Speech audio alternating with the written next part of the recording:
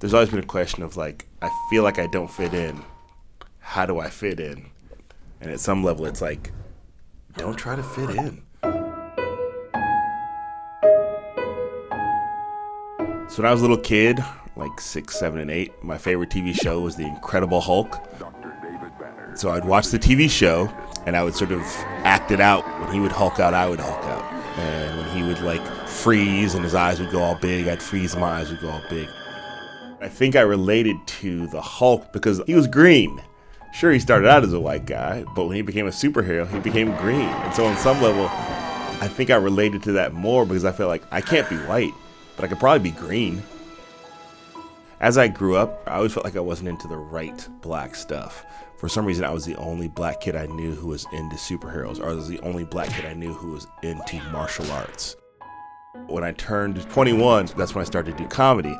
And this is around the time of Def Jam really exploding on HBO. What's up?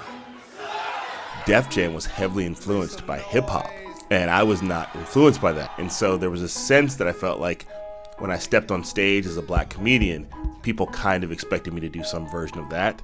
And so for a long time, I was sort of battling with my own comedy voice and also battling with the audience.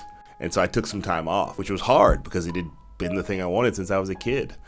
And sometime in that month, I stumbled across a Rolling Stone article about a drag performer named Shirley Q. Liquor, who was a white Southern man who put on blackface and fright wigs and colorful dresses.